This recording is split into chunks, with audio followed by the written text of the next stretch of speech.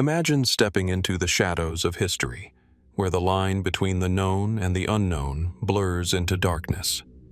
Across centuries, strange disappearances, inexplicable events, and haunting artifacts have defied explanation, leaving behind only questions. Who, or what, was responsible for the eerie silence of Roanoke? How did the lost city of Atlantis vanish without a trace? From ancient ruins to unsolved murders, these chilling mysteries continue to defy logic. Prepare to confront the unsettling truths that history has tried to bury. So, sit back, relax, and let's uncover the top 10 creepiest historical enigmas that still can't be explained. In the hills outside of modern-day Cosenza, Italy, amidst the serene and timeless landscape of ancient Calabria, a mystery lies buried beneath the soil, a mystery that has puzzled historians, archaeologists, and treasure hunters for over a millennium. The tomb of Alaric I, the king of the Visigoths, has been lost to history, vanishing without a trace shortly after his death in 410 BC. While the precise location of his final resting place remains a subject of intrigue, it is the strange circumstances surrounding his disappearance that continue to captivate the imagination. Alaric I, a name that echoes through the annals of history as a conqueror and a symbol of the fall of the Western Roman Empire, led his people to one of the most famous and significant victories in antiquity, the sack of Rome. That pivotal moment in 410 BC marked the first time in over 800 years that the Eternal City had fallen to a foreign enemy. The Visigoths, under Alaric's command, looted the city, taking gold, silver, and priceless relics, and leaving the Roman world forever changed. In the wake of this victory, Alaric turned his attention to securing his own place in history, and it was then that the mysterious burial of the Visigothic king began. Upon Alaric's death shortly after the sack of Rome, it was said that his people honored their king with a grand and opulent burial. But unlike the tombs of other great rulers, Alaric's final resting place was never meant to be discovered. It was as though history itself had conspired to keep the secrets of the Visigothic king hidden from the world. And so, the legend of Alaric's tomb was born, not only for its wealth and grandeur, but for the eerie mystery surrounding its disappearance. The story of Alaric's tomb begins with the Visigoths' journey southward after their conquest of Rome. They traveled with the intention of giving their king a proper burial in a place that would reflect his power and achievements. What followed, however, became a tale of incredible secrecy and, perhaps, deliberate concealment. The tomb was not simply lost, it was hidden. The location was a closely guarded secret, a place known only to the closest of Alaric's followers. According to some sources, the tomb was constructed near the confluence of the Busento River and the Croti River in what was then the ancient land of the Abruzzi, in present-day Calabria. Alaric's final resting place was said to have been encased in a grand mausoleum, surrounded by a lavish display of treasures, gold, and fine artifacts looted from Rome. But in an unusual and cryptic move, the Visigoths went to extraordinary lengths to ensure that the tomb remained undiscovered. It is said that the river itself was diverted during the construction of the tomb, flooding the burial site as a means of obscuring its location. Once the tomb was completed, the river was allowed to return to its original course, leaving the mausoleum concealed beneath layers of water and earth. Perhaps it was the desire to protect Alaric's memory, or perhaps a fear of desecration that led to this drastic measure. Whatever the motivation, it is clear that the tomb was hidden with deliberate precision. What followed next is shrouded in layers of mystery. After the Visigoths buried their king, they seemingly vanished from the region. Historians agree that Alaric's successor, Attalus, quickly abandoned the area, and the Visigoths continued their journey into what is now Spain. With them, they took any knowledge of Alaric's final resting place. It is believed that the key to the tomb's location was lost forever.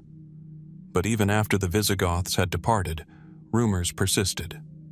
Over the centuries, countless searches and excavations have been launched in an attempt to uncover the tomb's secrets, but none have succeeded. In the early Middle Ages, some claimed that the tomb had been found, only to vanish once again, slipping through the fingers of those who sought it. Ancient texts, maps, and even oral traditions suggest that the tomb is located in the area around the Busento River, but no definitive evidence has ever been found. The search for Alaric's tomb did not stop with the ancient world. In the 19th and 20th centuries, archaeological efforts were renewed, spurred on by the enduring legend of the tomb's treasures. In the late 1800s, excavations were carried out near the town of Cosenza, but these efforts proved fruitless. Despite some promising leads and mysterious finds, strange relics that seemed to match the description of Visigothic artifacts, no one has yet unearthed the tomb. One of the most enduring theories is that the tomb remains hidden beneath the modern landscape, its location obscured by centuries of natural erosion, flooding, and the simple passage of time. Some speculate that the tomb is still buried somewhere near the Busento River, deep beneath the water or the earth. Others believe that the burial site may have been swallowed by the very river that once concealed it. Flooding, shifting ground, and the ever-changing landscape of the region could have permanently erased any trace of the tomb from view. But there are other, more speculative theories. Some suggest that the tomb may have been deliberately hidden by the Visigoths, not just from treasure hunters, but from the Romans themselves, who might have sought to desecrate or steal the wealth and relics of the fallen king. Could it be that Alaric's tomb was moved, transported to a new, even more secure location, its secrets lost to time forever? Or perhaps it was plundered in ancient times, and the treasures were scattered across the Mediterranean world, leaving only a faint trace of their once grand display. Others point to the possibility that the tomb was never meant to be found. In this view, Alaric's followers may have gone to extreme lengths to ensure that the king's final resting place would remain a mystery for eternity. Perhaps they believed that revealing such a location would invite disaster, or perhaps it was a matter of honor, preserving the sanctity of the king's memory by keeping it hidden from the eyes of history. In more recent years, a theory has emerged that combines the mystery of Alaric's tomb with the legends of other ancient burial sites, such as the tomb of Alexander the Great. Could Alaric's tomb be located somewhere outside of the Mediterranean world, in a place once connected to the ancient Visigothic kingdoms? The theory posits that Alaric's tomb may lie somewhere in the Balkans or even further east, buried beneath centuries of history and geopolitical turmoil. But no matter where the tomb might be, one thing remains certain: it has never been found.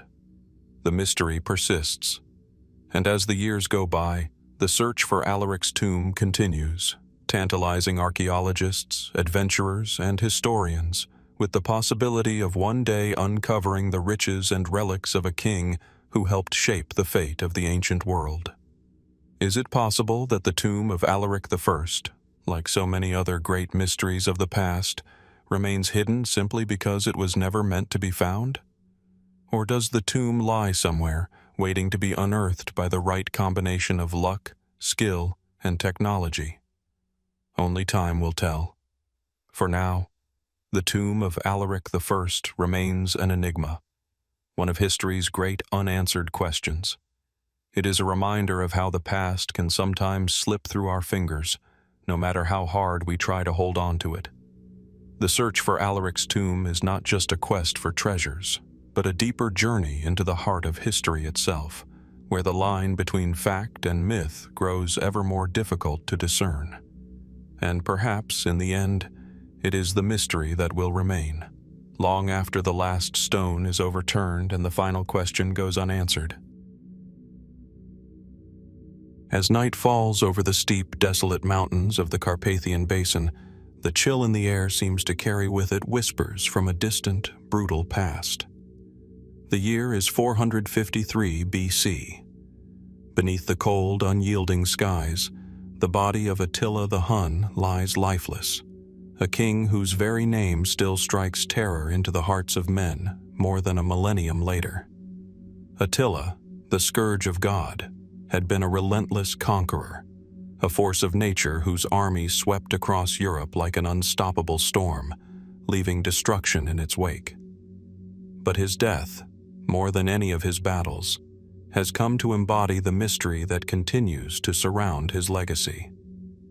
His death, as strange and grotesque as it was, remains one of history's most puzzling and unsolved mysteries.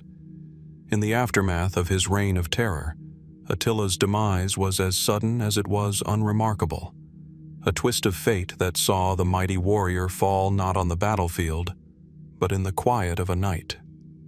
The cause of his death is as elusive as the man himself. Was it murder, a natural death, or something far more sinister? The truth, like so many stories from the ancient world, is wrapped in layers of uncertainty, and even now, centuries later, the question lingers. How did Attila, the last of the great barbarian kings, die? The circumstances surrounding Attila's death are shrouded in conflicting accounts, making it difficult to separate fact from legend. The most widely accepted version of events comes from the ancient historian Jordanes, who recounts the final hours of the Hun king with chilling precision.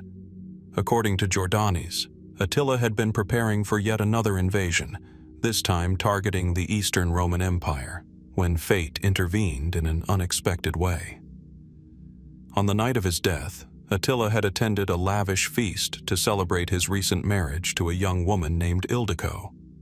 The revelry was grand, the wine flowed freely, and the music echoed through the halls as the guests indulged in the finest of foods and drinks. But the next morning, Attila's body was found in his bed, lifeless, his face swollen, and blood pouring from his nose.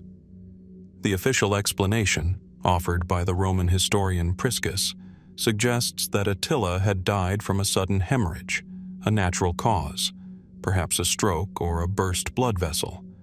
This would explain the blood at his nose and the grotesque appearance of his body. But there are troubling inconsistencies in this version of events.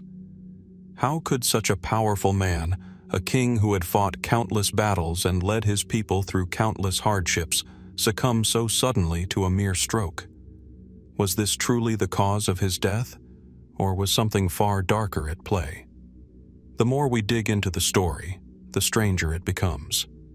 Some scholars have suggested that Attila's death may have been the result of poisoning. His enemies, both within and outside of his own court, were numerous, and there were plenty of individuals who had the motive and opportunity to strike at the heart of the Hun Empire.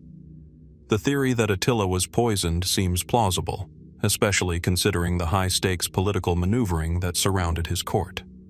In a world of shifting allegiances and broken promises, betrayal was always a possible outcome, and Attila's inner circle was no exception. It has been suggested that Ildiko, his young bride, could have been involved in his death, perhaps acting on behalf of a faction within the Huns who were dissatisfied with Attila's rule. But such a theory remains speculative at best, with no hard evidence to support it. Even more perplexing are the theories that suggest Attila's death was not caused by human hands at all, but by something far more mysterious. Some have pointed to the possibility of divine intervention. Given Attila's notorious reputation as the scourge of God, many in the ancient world believed that he had been chosen by the heavens to exact punishment upon mankind. Could it be that the gods themselves had decided to end his reign in a manner befitting his terrible legacy? Was his death an act of divine retribution, a sudden stroke that sealed his fate as the punishment for his many transgressions? Alternatively, there are those who argue that Attila's death may have been tied to the strange and supernatural powers he was believed to wield. The Huns, and particularly their leader, were often regarded as semi-mystical figures, feared not only for their military prowess, but also for their supposed connection to the spiritual realm. Could Attila's death have been the result of some kind of dark magic, or perhaps a curse placed upon him by those who wished to see him fall. This theory is, of course, impossible to prove, but it taps into the mythic qualities that have surrounded Attila's life and death for centuries. Yet another theory that has emerged over the years is that Attila's death was the result of his own excesses. The Hun king, known for his brutal and unyielding nature, was also said to have a love for indulgence, particularly when it came to wine and women. It is said that he often overindulged, seeking solace in the pleasures of the flesh to cope with the pressures of ruling a vast empire. Could it be that Attila's final night of celebration, surrounded by luxury and excess, led to his untimely demise? Was it simply a case of a man whose body could no longer withstand the weight of his own self-destructive habits? However, perhaps the most disturbing theory is that Attila's death was a case of an ancient, ritualistic sacrifice.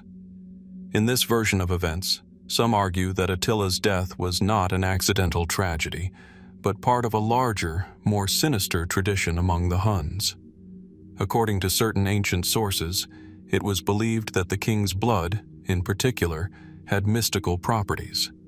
His death, therefore, might have been viewed as a necessary part of a larger ritual, a sacrifice that would ensure the continued strength and success of the Hun people. This theory, although steeped in myth, presents an unsettling possibility that Attila's death was not a random event, but the fulfillment of some dark and ancient custom. As we ponder these possibilities, one fact remains undeniable. Attila the Hun, the ruthless and terrifying leader who had brought Rome to its knees, met his end in a manner that continues to defy explanation. His death was not the dramatic conclusion of a heroic battle, nor the quiet passing of an old man after a long life. It was sudden, grotesque, and filled with mystery. But what does this strange death tell us about the man who caused so much fear and destruction during his life? Perhaps it is fitting that Attila's death remains shrouded in mystery. After all, in life, he was a figure who defied the natural order, who transcended the boundaries of human understanding. Could it be that his death, like his life, was meant to remain unexplained, an enigma that refuses to be solved? For now, the questions remain unanswered. Was Attila poisoned by his enemies, or was his demise the result of natural causes? Could it have been a ritualistic sacrifice, or even a divine act of retribution? And perhaps most chilling of all, what does his grotesque and sudden death tell us about the world he left behind? A world that is no longer governed by the Huns, but still haunted by their legacy. As we move forward, the mystery of Attila's death continues to captivate us, a testament to the enduring power of his legend. His life may have been short, brutal, and filled with conquest, but his death remains an enduring enigma, a dark puzzle that will likely never be solved. And perhaps that is as it should be, a mystery that, like the man himself, will never fade away entirely, always lurking in the shadows of history.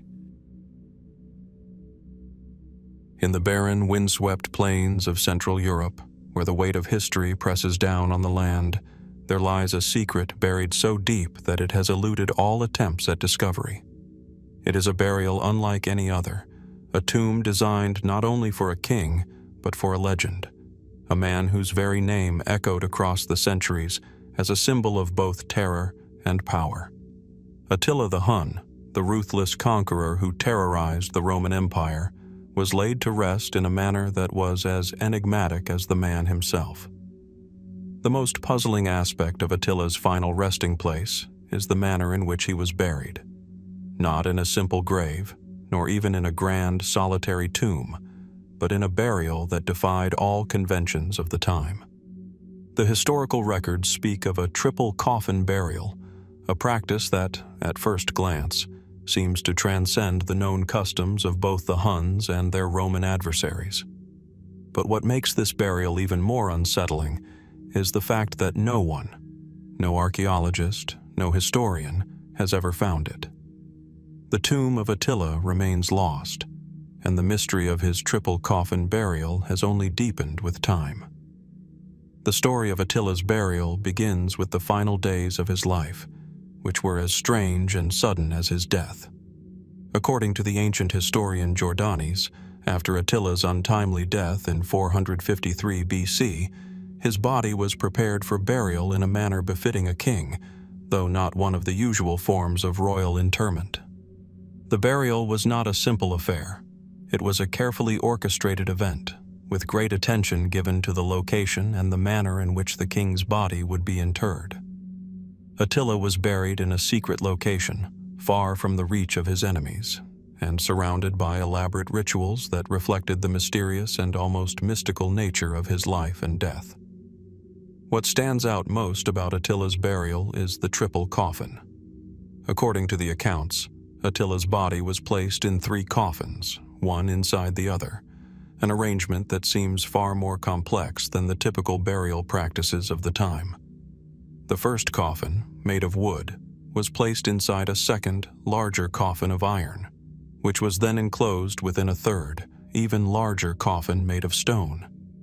Each coffin was crafted with great care, and the idea of such a layered burial speaks to a deep concern for preserving the integrity of the king's remains. But why 3 coffins? Why such an elaborate burial system? One theory suggests that the triple coffin burial was a reflection of Attila's immense power and status. In a world where kings were often buried with treasures, servants, and elaborate artifacts, the 3 coffins may have symbolized Attila's dominion over both the living and the dead. The use of 3 coffins could represent a journey through different realms: the earthly, the spiritual, and the eternal. Some cultures, such as the ancient Egyptians, believed in a similar concept, where the body was protected by layers of materials to ensure safe passage into the afterlife. Could Attila's burial have been influenced by such beliefs, or was it part of a unique Hun tradition? But this explanation, while plausible, doesn't fully account for the complexity of the burial. The idea of a triple coffin is not merely symbolic, it is practical.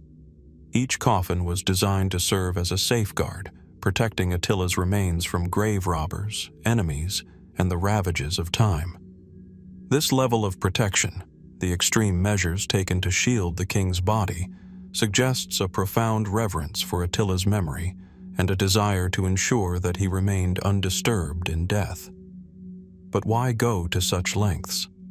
Was Attila truly seen as a divine figure, one who required special treatment in death, or was there something more to this mysterious burial? The search for Attila's tomb has been ongoing for centuries, but despite numerous attempts, it has never been found. Historians and archaeologists have scoured the lands of Hungary, Austria, and the surrounding regions, seeking any sign of the burial site. Many believe that the tomb lies somewhere near the Tisa River, where Attila's forces had once camped, but the exact location remains elusive.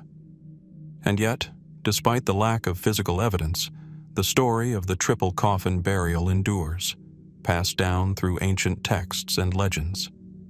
What makes the mystery of Attila's burial even more perplexing is the lack of reliable documentation. The accounts we have come from sources written long after Attila's death, and many of them were colored by myth and legend. In fact, much of what we know about Attila's life and death comes from Roman historians, who were, by their very nature, hostile to the Hun king. These accounts are often contradictory, and it's difficult to separate fact from fiction. The story of the triple coffin burial, though consistent in its key details, is no exception. Was this a real historical event, or was it part of the legend that grew up around Attila's death? Some historians have pointed to the unusual nature of the triple coffin burial as evidence that Attila's death and burial were surrounded by mystery from the start. The Huns, as a nomadic people, did not have a long-standing tradition of elaborate tombs, nor did they typically engage in the complex burial rituals of the more settled civilizations around them.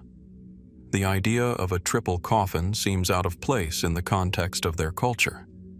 Could it be that this burial was the result of an influence from other cultures, Perhaps the Eastern Romans or the Byzantines, who were known for their opulent burials and elaborate ceremonies? Or was the burial itself an invention of the later Huns, who sought to elevate Attila's status and create a myth around his death?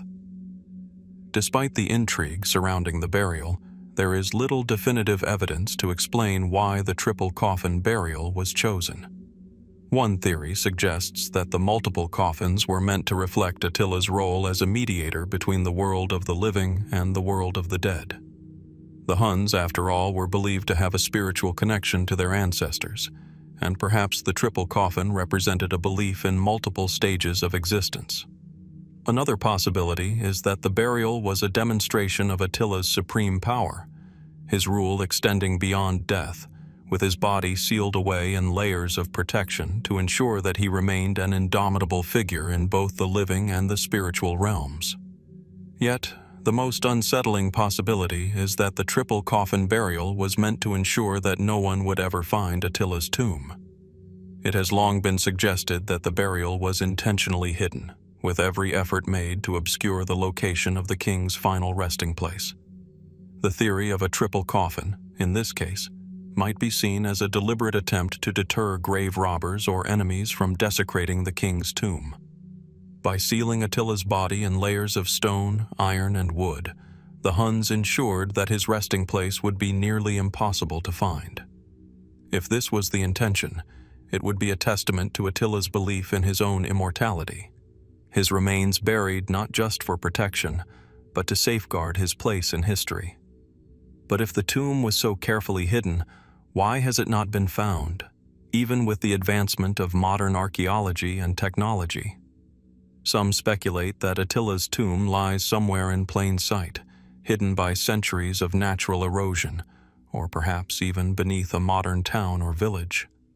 Others believe that the tomb may have been deliberately erased from the historical record, its location obscured by those who came after Attila's death, perhaps to prevent any further glorification of the king's violent reign. In the end, the mystery of Attila's triple coffin burial remains unsolved. Despite centuries of exploration and research, the exact location of his tomb continues to elude us, and the true meaning of his complex burial rituals remains a question without an answer. Was it a symbol of his divine status, a practical measure of protection, or a way to conceal his remains from the world? Only time, and perhaps a lucky discovery, will tell.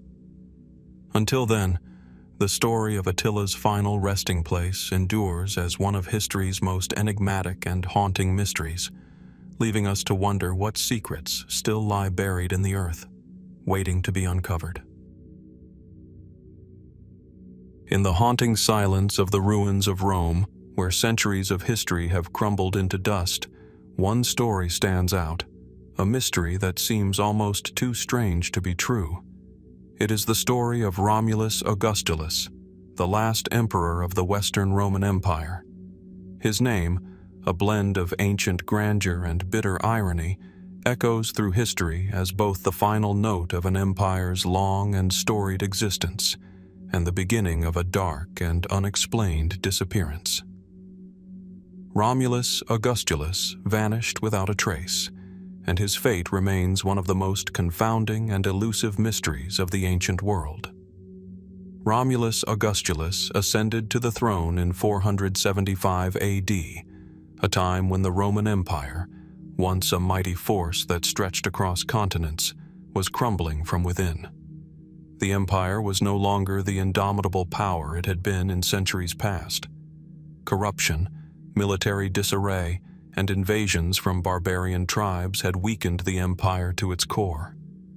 Romulus, a young and seemingly powerless ruler, was caught in the midst of this decay.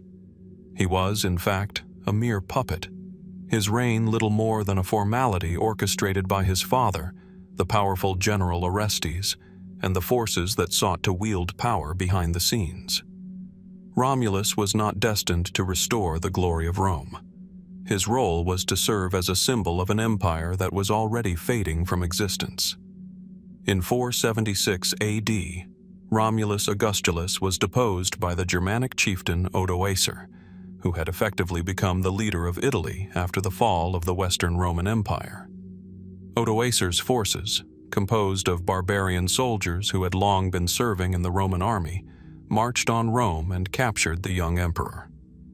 The deposition itself was relatively anticlimactic, a coup that marked the end of the Western Roman Empire and the beginning of a new era in the history of Europe. Romulus was stripped of his imperial regalia and forced to relinquish his throne. But this was not the end of his story. What followed after his removal remains a subject of intense debate and speculation. According to most historical accounts, Romulus was exiled to a private estate somewhere near the shores of the Bay of Naples. Here, he was allowed to live out the rest of his days in relative obscurity. The details of his life after his deposition are few and far between, and even the date of his death is unclear.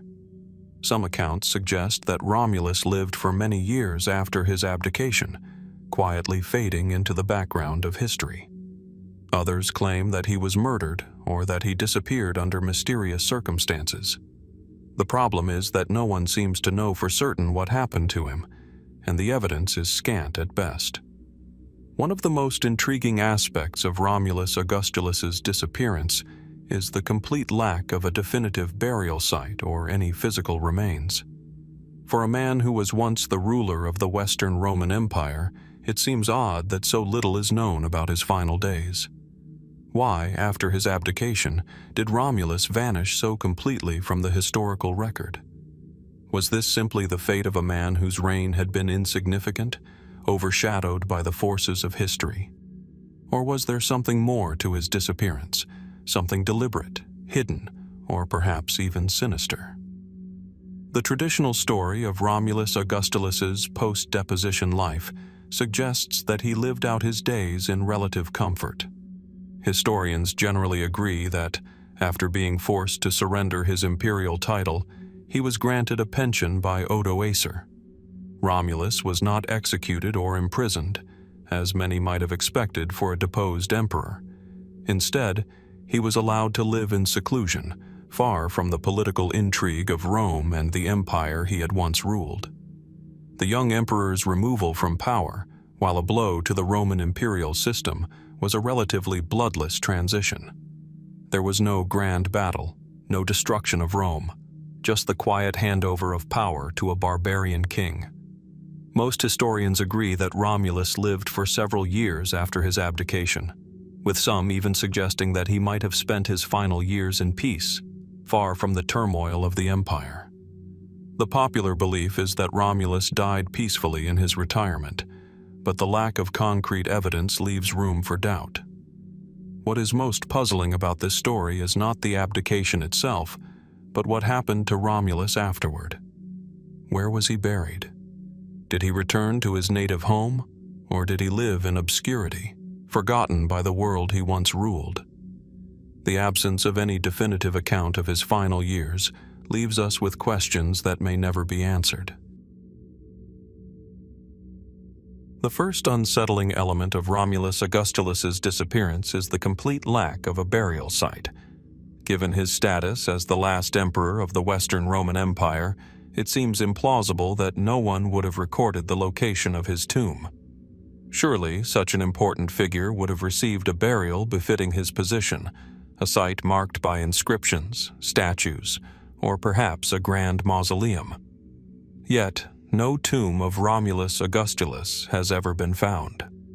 There are no records of his funeral, no evidence that he was interred in any of the grand burial sites that dot the Roman landscape.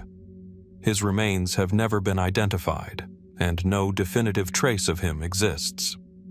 This absence of a burial site raises the question, was his death concealed deliberately? In the ancient world, the burial practices for a deposed ruler could vary greatly. Some emperors were executed, their bodies discarded and left to rot. Others were given elaborate tombs, a final show of respect for their former authority. Given that Romulus was deposed by Odoacer, who ruled over Italy as a king rather than as an emperor, it is possible that Romulus's death was not treated with the same reverence that might have been afforded to other rulers. Was his burial deliberately hidden, perhaps to erase his existence from the annals of history? Adding to the enigma of Romulus's fate is the conflicting nature of the accounts that have survived. According to some sources, Romulus was simply allowed to live out his days in exile, with no indication that his life was in danger. Others, however, suggest that his death was far more mysterious. The Byzantine historian Procopius, writing about a century after Romulus's death, stated that no one really knew what had happened to the last emperor of the West, and that even the details of his death were shrouded in secrecy. Procopius claimed that Romulus vanished, with no record of his death or burial ever having been found. In fact, some of the most compelling theories surrounding Romulus Augustulus's disappearance suggest that he may have been deliberately erased from the historical record. Was his death the result of a political conspiracy?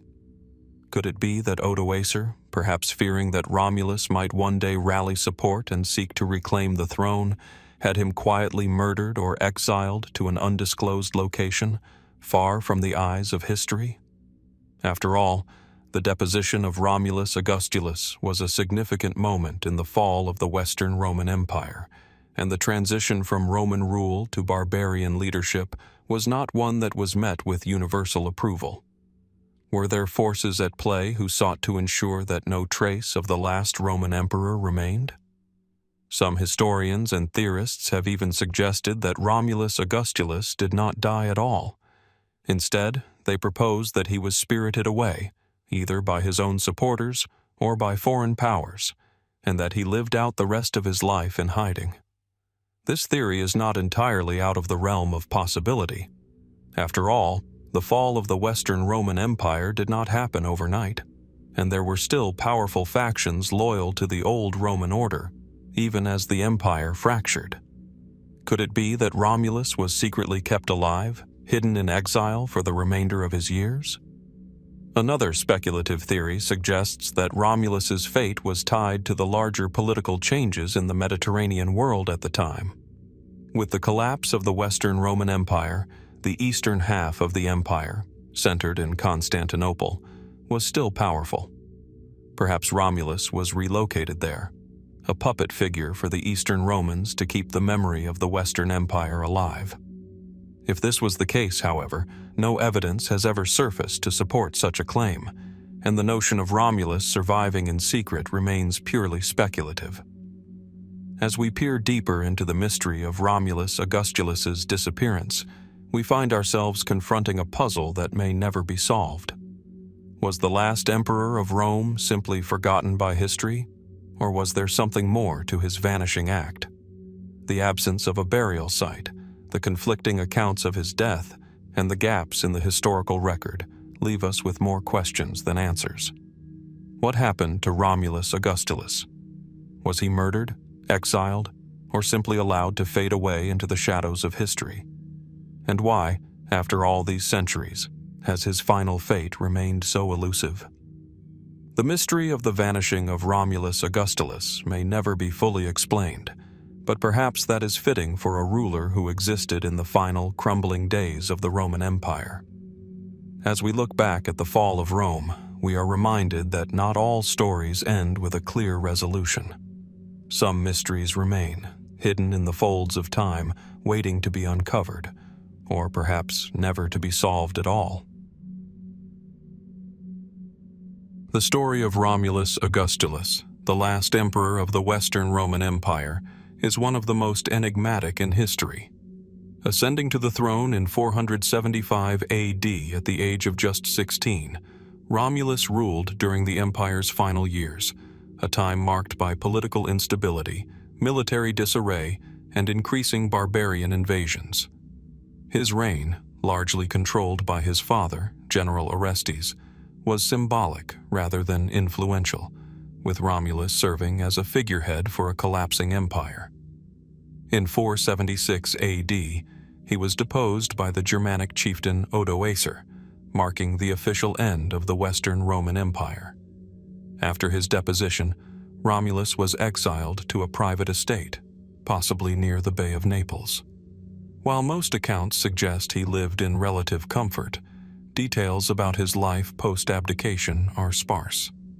The most puzzling aspect of his story is the complete lack of information about his death or burial. No burial site has ever been found, and no definitive records of his death exist. This absence has led to speculation about whether his death was deliberately hidden, possibly as a political move to erase the last Roman emperor from history. Some sources suggest that Romulus's disappearance may have been shrouded in secrecy. Byzantine historian Procopius claimed that no one knew what happened to him, leaving his fate as a mystery. There are theories that he was quietly murdered or exiled to an undisclosed location, either by Odoacer or other political forces who feared his potential return to power. Other more speculative theories propose that Romulus may have been secretly kept alive, either in exile or under the protection of foreign powers, to serve as a symbol of the Roman Empire in hiding. Ultimately, the vanishing of Romulus Augustulus is a story that may never be fully understood. Was he murdered, quietly forgotten, or deliberately erased from history? The absence of concrete evidence, the conflicting historical accounts, and the lack of a burial site all contribute to the enduring mystery of his disappearance. As the final emperor of the Western Roman Empire, Romulus's fate serves as a fitting symbol for the decline of an empire that once ruled the known world, leaving behind a story that may never be completely unraveled. Beneath the quiet, rolling hills of Britain, scattered with remnants of Roman roads and crumbling stone walls, lies a mystery that has lingered for centuries. The land that once stood as a distant yet integral part of the great Roman Empire now seems almost haunted by the memory of its sudden collapse. Roman Britain, which had flourished for nearly 4 centuries, was abruptly abandoned by the very empire that had established it.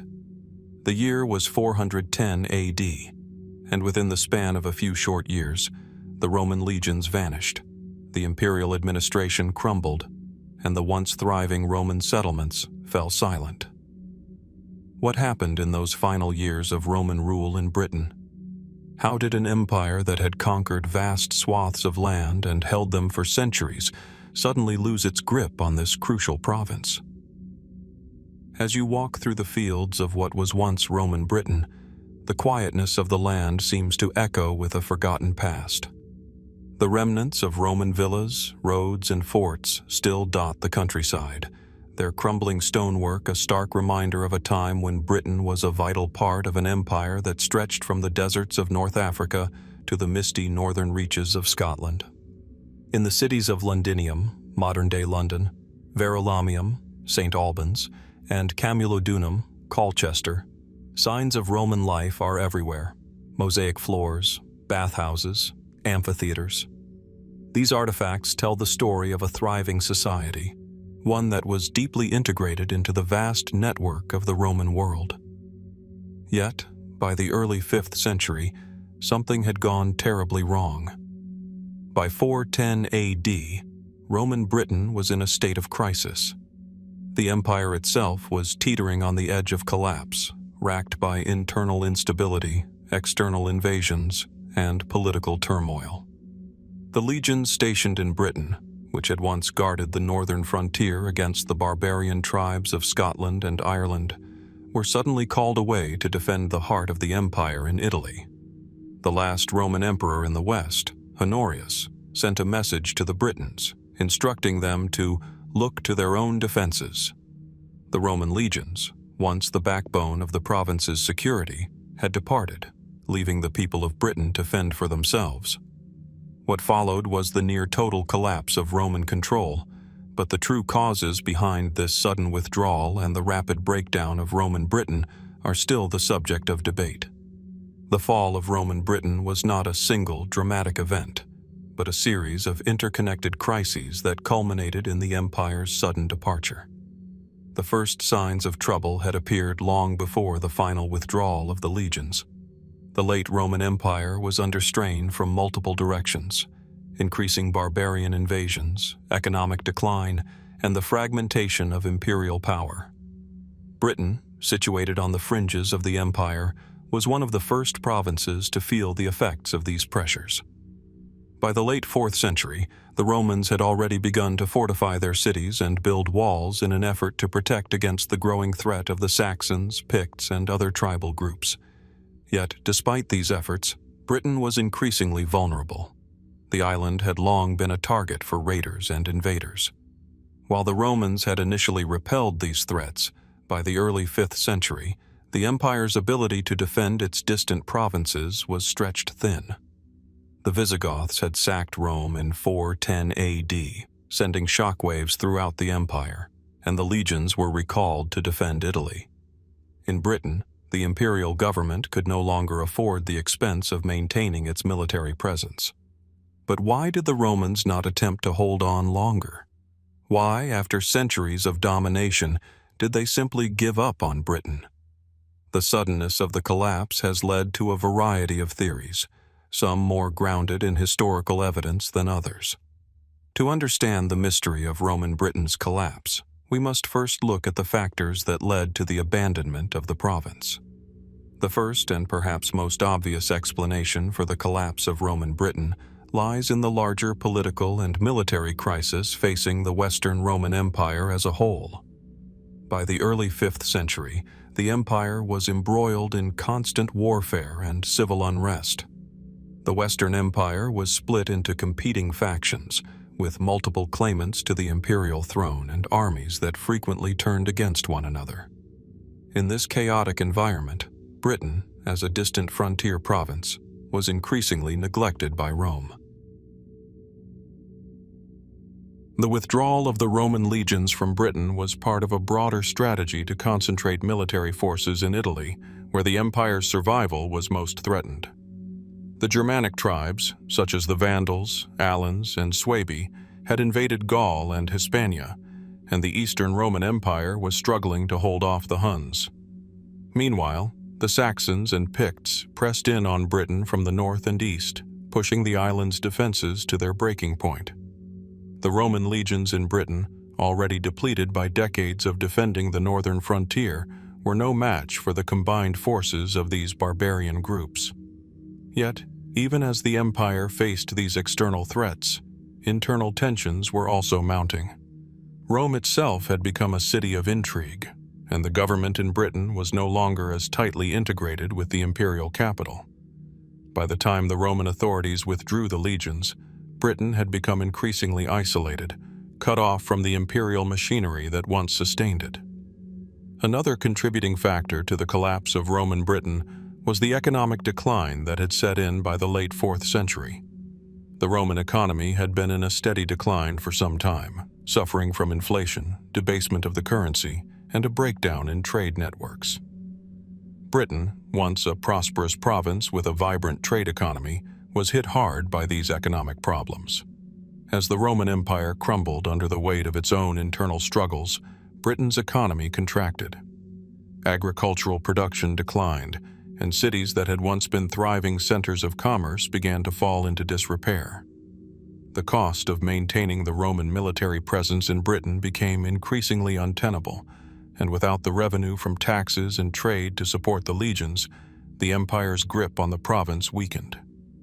In addition to economic strain, Britain was facing a growing divide between the Roman elite, who had grown wealthy from land ownership and trade, and the lower classes, who were increasingly burdened by taxes and military service. As the Roman administration faltered, local aristocrats began to assert more control over their lands, further eroding central authority and making it easier for the empire to be abandoned. One of the more speculative but intriguing theories about the collapse of Roman Britain suggests that the withdrawal of the Roman legions was not entirely due to external threats or economic decline, but also a result of the rise of local power. As Roman Britain became increasingly fragmented and disconnected from the empire, local leaders began to gain more influence and control. These local leaders, known as the British chieftains, might have seen the departure of the legions as an opportunity to assert their own power. The Romans had long relied on a complex system of governance, with local elites working within the framework of the imperial administration. But as the empire's hold weakened, some of these elites may have seen the abandonment of Roman rule as a chance to establish their own independent authority. The story of the British chieftain Vortigern is one such example. According to later accounts, Vortigern invited Saxon mercenaries to Britain to help defend against the Picts, but these mercenaries eventually turned on their hosts, leading to a gradual Saxon invasion of the island. Whether or not Vortigern's story is based in fact, it suggests that local leaders in Britain were already making their own decisions, possibly even before the Roman withdrawal. But even with all of these explanations, the most unsettling aspect of the collapse of Roman Britain is the rapid abandonment of its cities. In some places, such as Londinium, once bustling urban centers fell into ruin almost overnight. What happened to the people who lived in these cities? Did they simply vanish? Or did they retreat into the countryside, abandoning the imperial cities for a more rural existence? The archaeological evidence suggests that in the aftermath of the Roman departure, many cities were abandoned in a hurry, with valuable goods left behind. This sudden desertion has led some to speculate that there may have been other, more catastrophic events at play, perhaps even a mass exodus of the population, spurred by panic or fear of impending barbarian invasions. Yet no definitive explanation exists for why the cities of Roman Britain, once prosperous and thriving, were abandoned so swiftly and so completely. The mystery of the collapse of Roman Britain remains unresolved. Was it the slow decay of an empire stretched too thin, a result of military, economic, and political decline? Or was it the sudden rise of local power as Britain's elite sought to distance themselves from the crumbling empire? Could there have been another, more mysterious factor, such as a sudden barbarian invasion or a more rapid collapse of Roman authority? As the centuries pass, the remains of Roman Britain continue to stand as silent witnesses to a once great civilization. The mystery of why and how it collapsed remains an open question, one that may never be fully answered. Yet, as we walk through the ruins of its cities, the question lingers in the air. What secrets of the past are still waiting to be uncovered beneath the stones of Roman Britain? The collapse of Roman Britain in the early 5th century remains one of history's most intriguing and unresolved mysteries. After nearly 4 centuries of Roman rule, the province was suddenly abandoned in 410 AD, with the Roman legions recalled to Italy to defend the crumbling empire.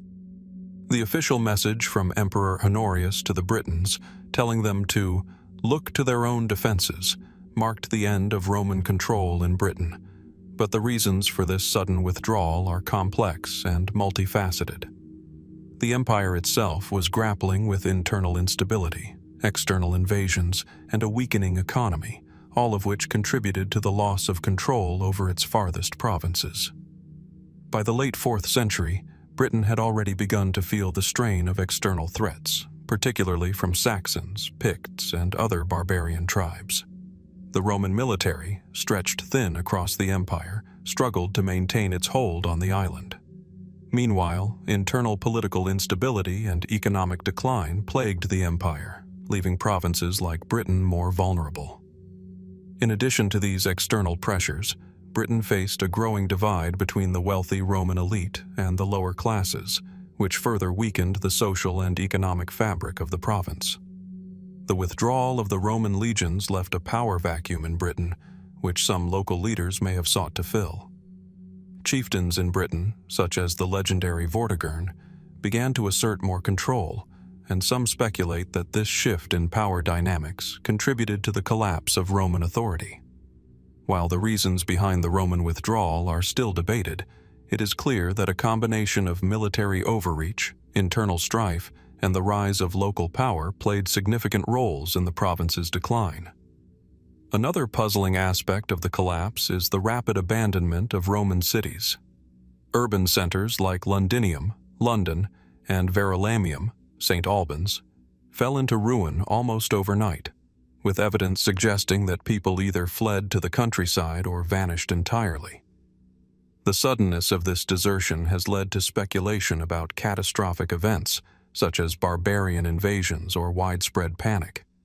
However, no clear explanation for the mass abandonment of these cities exists, leaving yet another piece of the puzzle unsolved. Ultimately, the mystery of Roman Britain's collapse remains an open question. Was it the inevitable result of the empire's decline, or was there another, more immediate cause behind the loss of one of Rome's most important provinces? As we explore the remains of Roman Britain, the abandoned cities and crumbling walls continue to stand as silent witnesses to a civilization that once held dominion over vast territories. The secrets of its sudden collapse may remain hidden forever beneath the ruins. In the shadows of Roman history, where battles were fought and empires rose and fell, there is a tale that stands out, not for its drama, but for its eerie silence. The disappearance of the Legio IX Hispana, or the Ninth Legion of Hispania, remains one of the most perplexing military mysteries in ancient history. An entire Roman legion, once one of the most prestigious and powerful military units in the empire, seemingly vanished without a trace. And despite centuries of speculation, archaeological searches, and academic study, the fate of the Legio IX remains an enigma that continues to intrigue historians and enthusiasts alike. To understand the mystery of the Ninth Legion's disappearance, we must first turn our attention to the rugged terrain of northern Britain, an area once dominated by the Roman Empire, but now known for its misty hills, desolate moors, and ancient stone circles. The Ninth Legion had been stationed in Britain around the early part of the 2nd century AD, under the command of a series of distinguished officers, playing a vital role in maintaining Roman control over the wild northern frontier of the empire. Their primary task was to keep the rebellious Celtic tribes in check and to secure Roman dominance in what would eventually become modern-day Scotland. The stories surrounding the disappearance of the Ninth Legion are many, and all of them seem to end in a single, unsettling moment. The Legion is simply no longer recorded in the annals of history. The records, which should have listed their movements, battles, and victories, go silent. Their disappearance from the historical record is so abrupt and complete that it has led some to speculate on more fantastical explanations. Did the Ninth Legion simply lose a battle and fade into history? Was it annihilated, or perhaps betrayed? Could it have defected to one of the tribes it had been sent to subdue? Or is there a darker, even more mysterious explanation for why the legions of Rome, who had never before vanished so completely, simply disappeared from existence? The Legio IX Hispana had a long and storied history even before its ill-fated disappearance. Its name, Hispana, refers to its origins in the Iberian Peninsula, modern Spain, where it had been formed during the reign of Augustus. It was part of the elite fighting forces that expanded the reach of the Roman Empire and solidified its rule across vast regions of Europe, North Africa, and the Middle East. In its prime, the Ninth Legion was known for its discipline, strength, and strategic prowess, playing a key role in various military campaigns, including the conquest of Gaul and the suppression of uprisings in Palestine.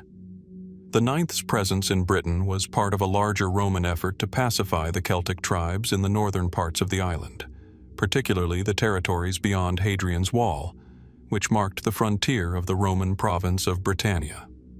Hadrian's Wall itself, stretching from the east coast to the west, was a monumental feat of Roman engineering designed to keep out the various barbarian tribes who lived beyond the empire's reach. To protect and maintain the wall, and to keep the frontier secure, the Ninth Legion was stationed in the north, along with other Roman forces. The challenges that the Ninth faced in northern Britain were significant. The indigenous Celtic tribes were fierce and resilient, resisting Roman domination with fierce guerrilla tactics. Roman soldiers, who were used to disciplined, set-piece battles, found themselves at a disadvantage when confronted with a relentless enemy who was accustomed to the difficult terrain and unpredictable weather conditions of the Scottish Highlands. However, the 9th Legion was no stranger to adversity, and it played a significant role in Roman military operations throughout the early part of the 2nd century. It is said that they were involved in multiple campaigns against the Caledonians, the Celtic tribes of Scotland, some of which were successful, albeit at great cost.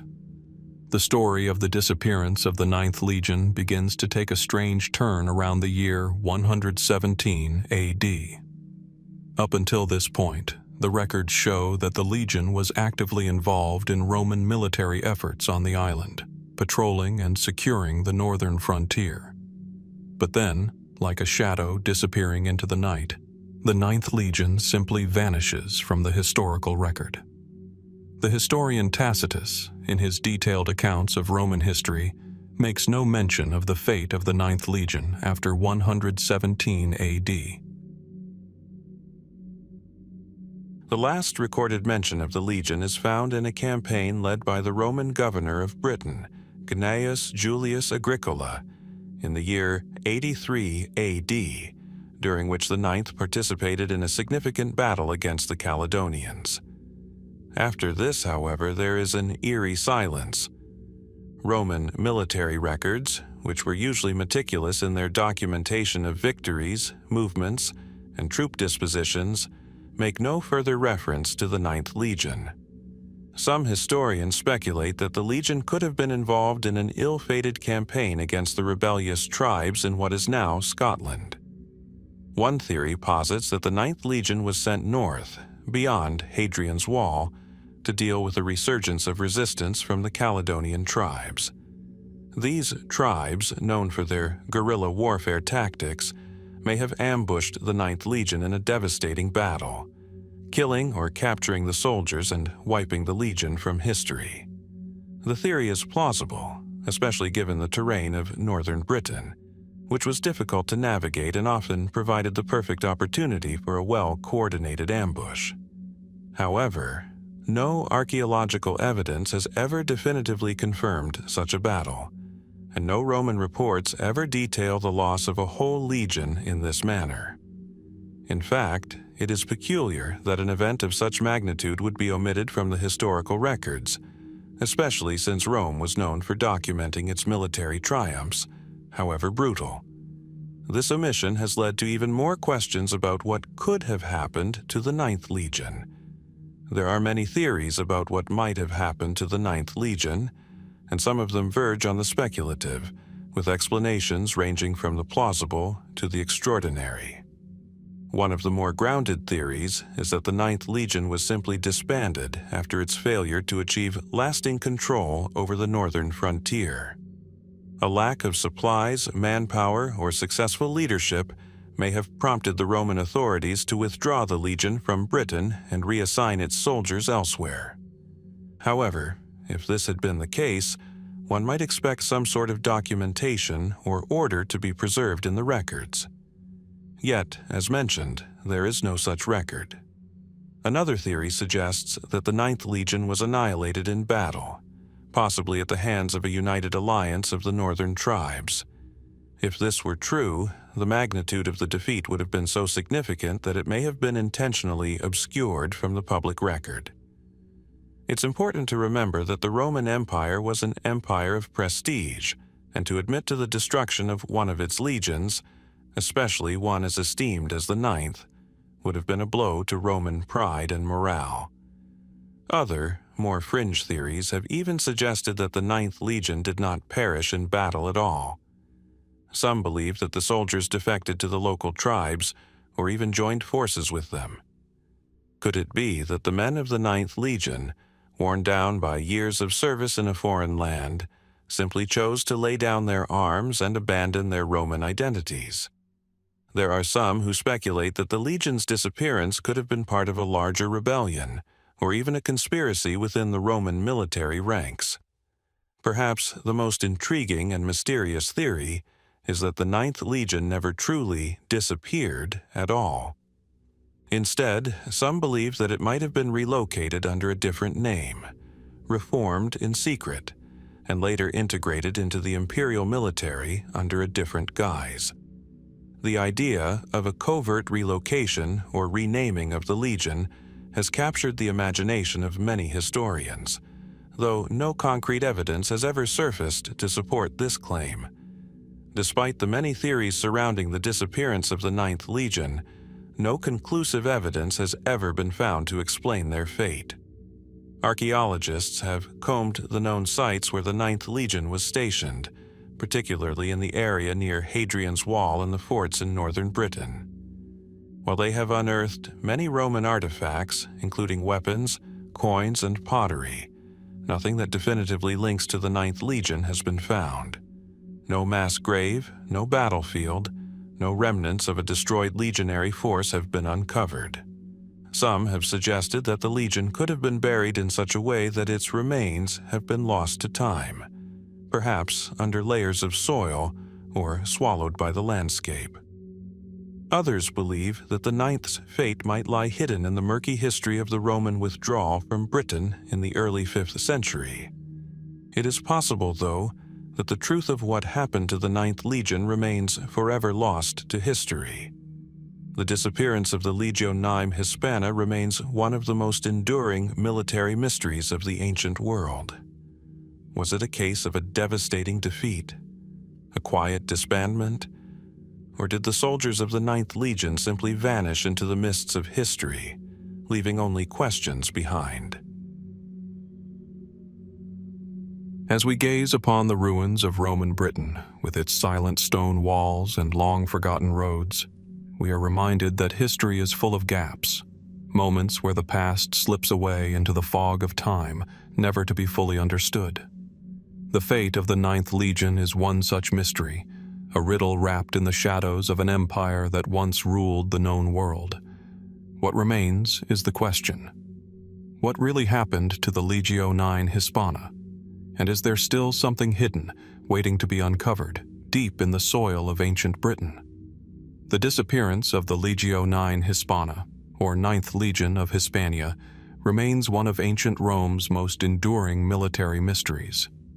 Stationed in northern Britain during the early 2nd century AD, the legion was tasked with maintaining Roman control over the rebellious Celtic tribes. Despite its prestigious reputation and key role in Roman military operations, the Ninth Legion inexplicably vanished from historical records around 117 AD. The silence surrounding its fate has puzzled historians for centuries, as there is no clear evidence of its destruction, disbandment, or relocation. Several theories attempt to explain the disappearance, with some suggesting the legion was annihilated in battle by the northern tribes, particularly the Caledonians. Others propose that the legion was simply withdrawn or disbanded due to logistical issues, or even defected to the local tribes. Some fringe theories entertain the possibility that the legion was secretly relocated or reformed under a different name, though no evidence has ever supported this. The lack of records on such a significant event is particularly unusual, as the Roman Empire was meticulous in documenting military movements and victories. Archaeological efforts to uncover evidence of the legion's fate have yielded no definitive answers. Excavations near Hadrian's Wall and other Roman sites in northern Britain have uncovered Roman artifacts, but no remains or mass graves specifically linked to the Ninth Legion. This lack of physical evidence has led some to speculate that the legion's remains may be lost beneath layers of soil or hidden in the murky history of the Roman withdrawal from Britain centuries later. Ultimately, the mystery of the Legio Hispana continues to captivate historians and enthusiasts alike. The fate of the legion remains a riddle that may never be fully solved, serving as a poignant reminder of the many gaps in our understanding of history. Despite centuries of speculation, the true story of what happened to the Ninth Legion may remain forever buried in the soil of ancient Britain, its disappearance one of history's most enduring enigmas. In the quiet, peaceful region of modern-day Switzerland, nestled on the banks of the Rhine River, there lies the hauntingly well-preserved remains of Augusta, Raurica. Once a vibrant Roman city, it now stands as a silent witness to the passage of time, its abandoned streets and crumbling structures, a puzzle that has confounded archaeologists and historians alike for centuries. Augusta Raurica was founded in 44 BC, during the time of the Roman Empire's expansion, and for centuries it thrived as an important center of Roman civilization in the region. Its theaters, temples, and public baths painted a picture of prosperity. However, by the end of the 4th century AD, the city was suddenly, and inexplicably, abandoned.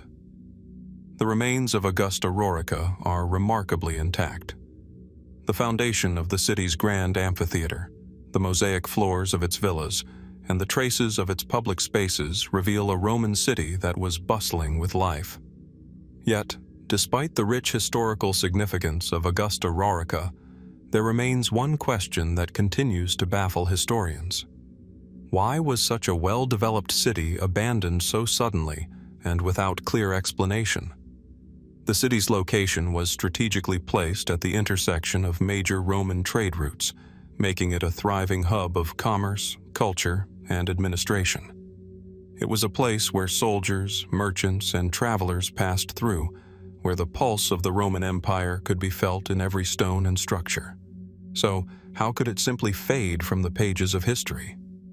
To understand the mystery of Augusta Raurica's abandonment, we must first look at its early years, a time when it was firmly under the influence of Roman power and thriving in its position as a provincial center.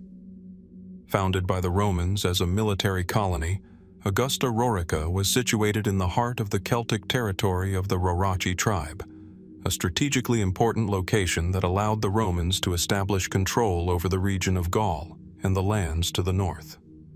Over time, the settlement grew into a flourishing town with grand architectural structures, such as a theater, a marketplace, and a network of paved streets. The city's amphitheater, which could seat thousands of spectators, is one of the most striking remnants of its glory days. Here, Roman citizens would have gathered to witness the performances of gladiators, exotic animals, and theatrical shows.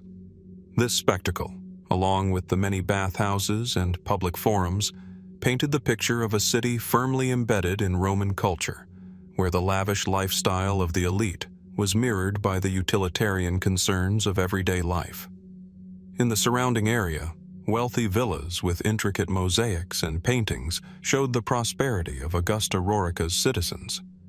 The region also became an important religious center, with the construction of temples dedicated to Roman gods.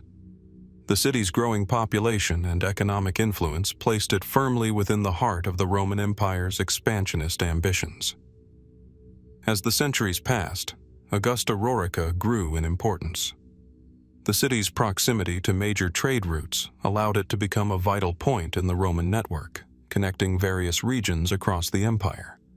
During the height of the empire's power, the city's population was believed to be in the tens of thousands, and it was regularly visited by high-ranking Roman officials.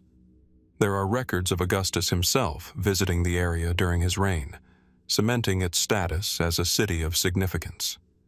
The bustling marketplaces, the orderly grid of streets, and the impressive public works all suggested that Augusta Raurica was a model Roman city, a symbol of the empire's might and sophistication.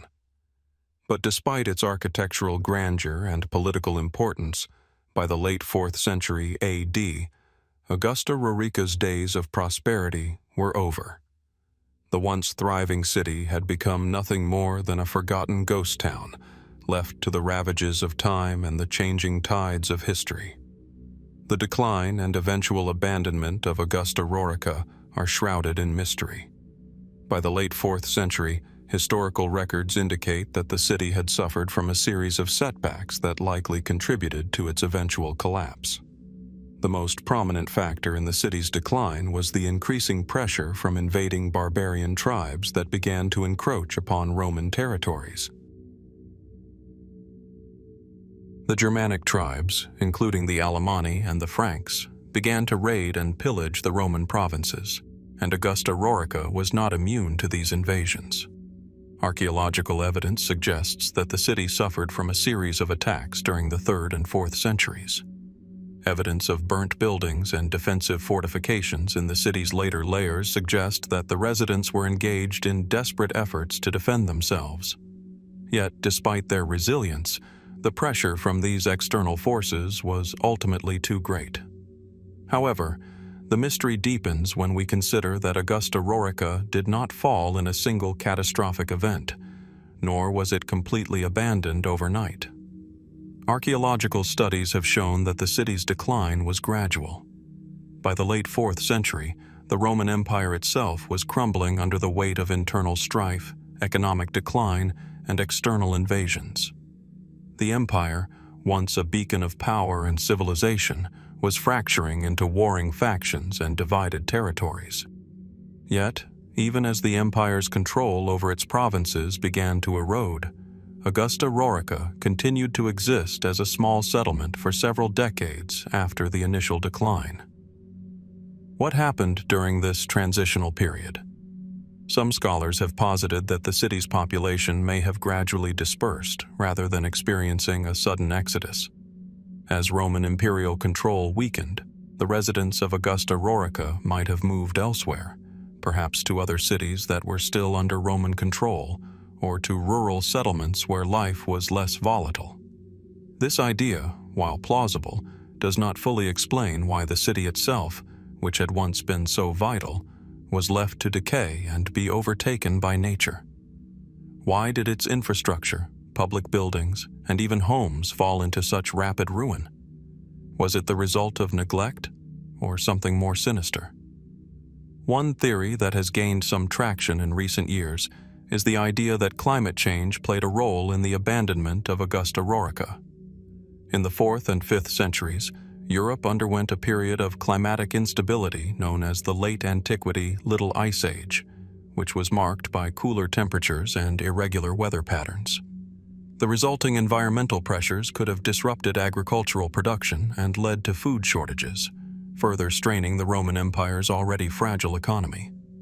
The colder temperatures might have rendered the region less hospitable, causing the population to seek warmer or more fertile lands. There is evidence to suggest that Roman cities in the area experienced a decline in agricultural output during this period, which would have undermined the economic foundation of the region. Could the citizens of Augusta Raurica have abandoned their homes not out of fear of invaders, but in search of better living conditions elsewhere? While the idea of climate change affecting the Roman Empire is certainly intriguing, it remains speculative.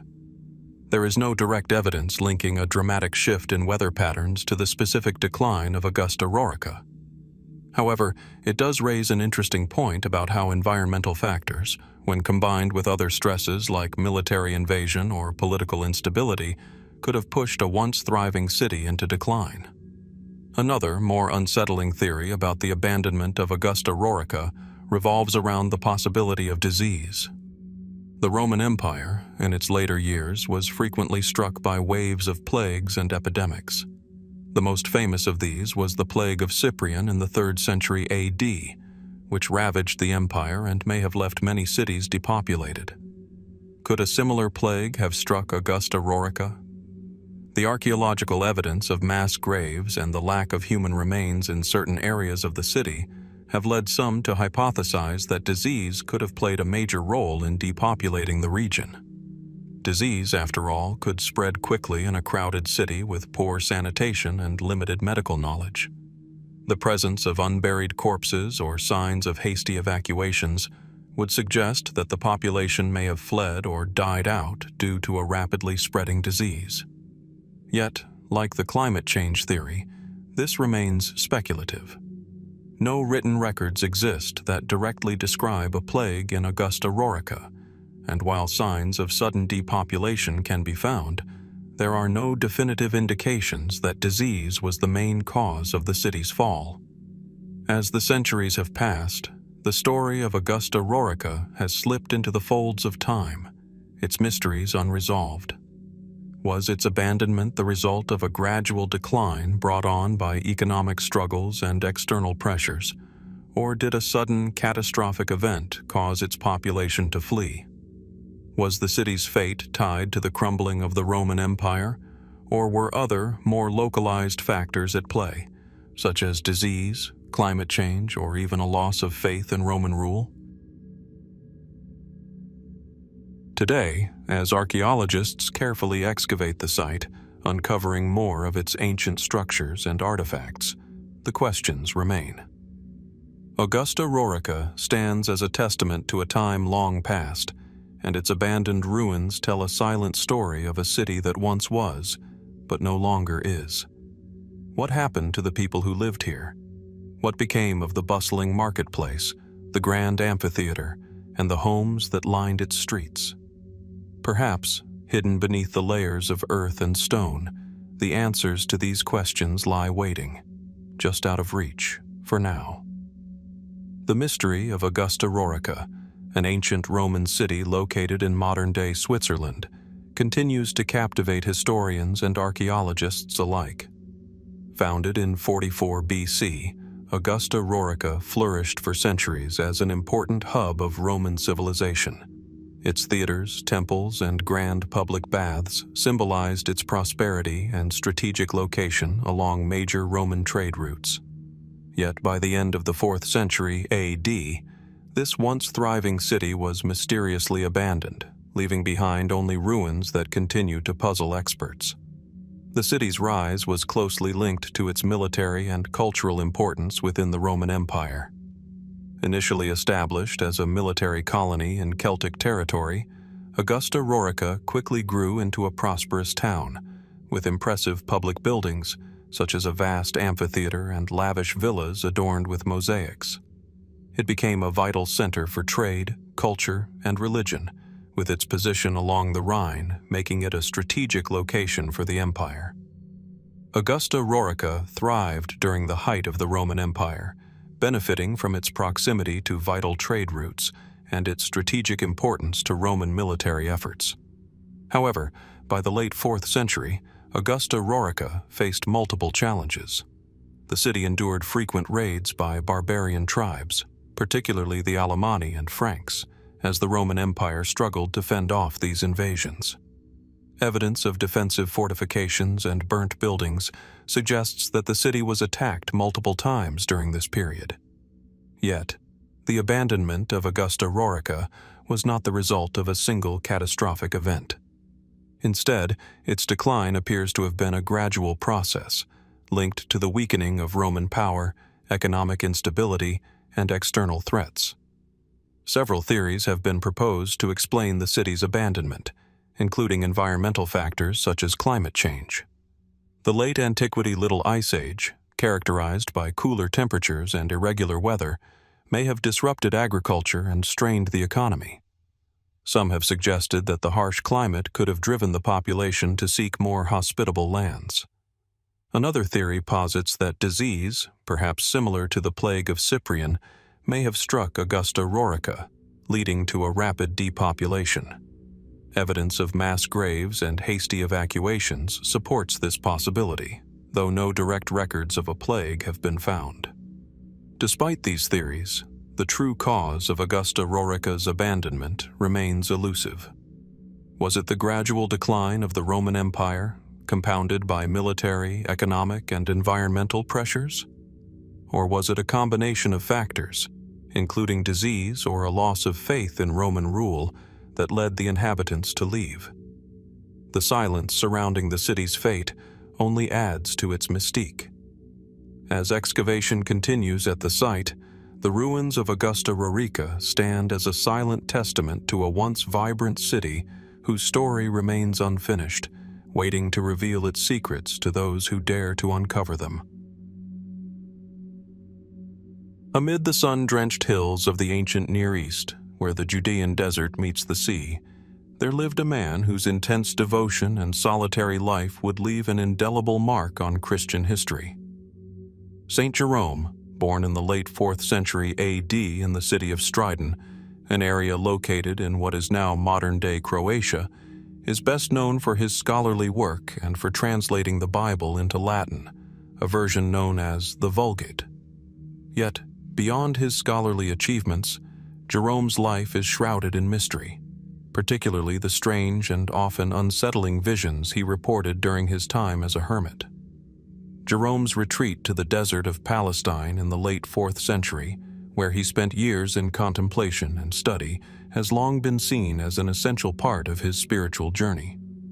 But it is the visions that began to take hold of him during this period that continue to stir intrigue.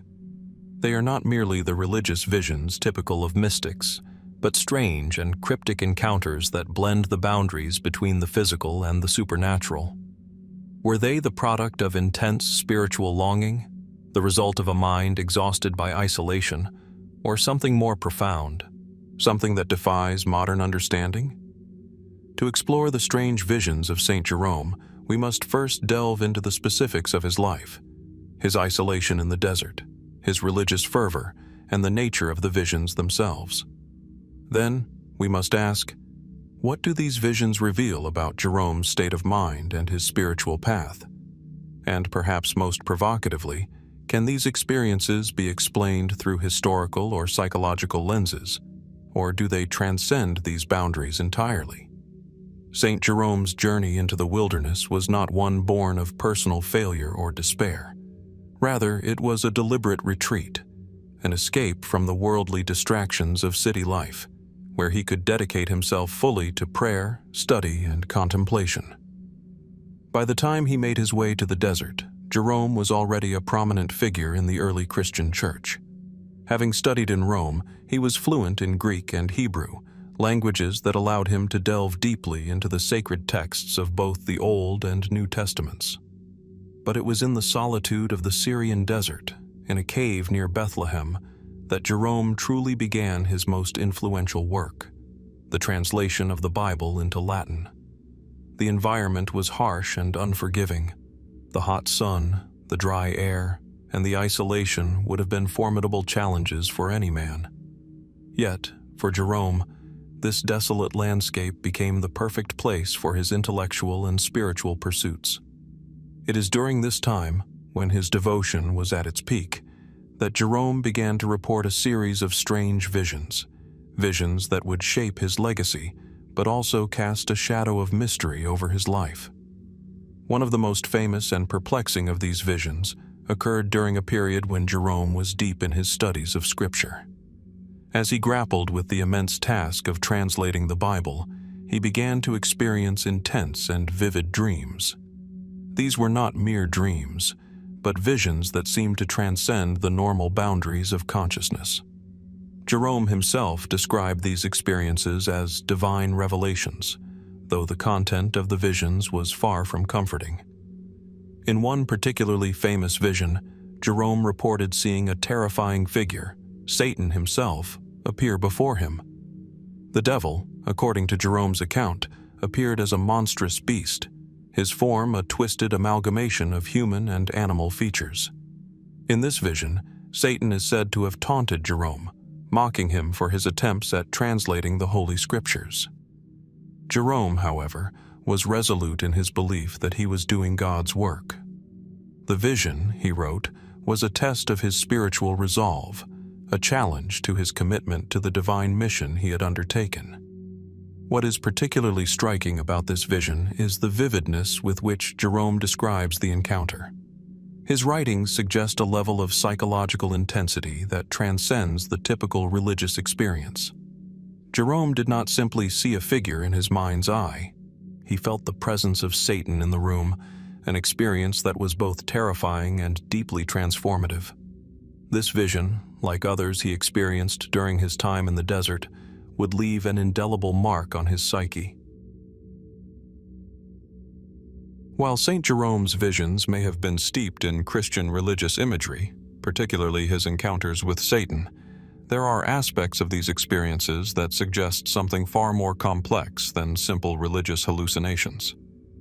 What makes Jerome's visions particularly striking is their vividness and the intensity with which he experienced them. Unlike many mystics, whose visions may have been more abstract or symbolic, Jerome described his visions in terms of their physicality. In his writings, he often speaks of feeling the presence of the figures he encountered, as if they were tangible, real entities rather than figments of his imagination. This distinction raises an intriguing question. Were Jerome's visions the product of a deeply spiritual mind attempting to transcend the physical realm, or were they a manifestation of psychological strain, brought on by years of isolation and intense study? Could his experiences be explained as the product of mental exhaustion, or were they something more profound, divine revelations that were simply too complex for the human mind to fully comprehend? Some scholars have suggested that Jerome's visions may have been induced by the psychological pressures of his solitary lifestyle.